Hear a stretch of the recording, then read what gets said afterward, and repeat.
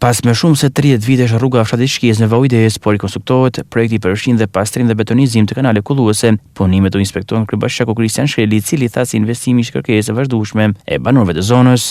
Sot ndodhemi në fshatin Shkjes. Ky fshat ka 30 vite i lanur në harres. Ky investim ka një vlerë prej 700 milion lekësh të vjetra, ku ka të përfshim asfaltim, shtrim dhe pastrimin e kanaleve dhe betonizimin e kanaleve në qendrën e Shkjezit. Ky investim ka qenë shumë i nevojshëm për banorët e këtij fshati. Ka 30 vjet që këtu nuk ka punuar kush asnjë gjë.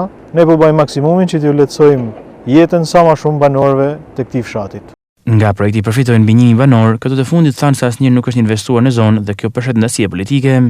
Këtu janë rreth 1080 banor. Falë ndërhyrjes kryetarit bashkisë, u bëha mujtën mas 35 vjetëve, gjitha rrugizat e fshatit do të shtrohen. Investimi është i bashkisë. Ashtu bëjnë punë e mirë si sa bën 35 vjet. Janë pastruar pjesë e kanaleve fshatit, do të vazhdojnë përsëri edhe pastrimi i kanaleve kullues. Ka qenë vështirë se sa bën kur lloj investimit në këtë fshat. Nga që kena kanë fshat i majtë gjithkohën, ato bëjnë punë shumë të mirë kryetari i bashkisë Kristian Shkreli. Ky investim ishte super i nevojshëm, sepse ka 35 vjet që nuk ka shtruar një gjë më vogël këto. Ti thojmë një falënderim zotit kryetar, as të kajt pak.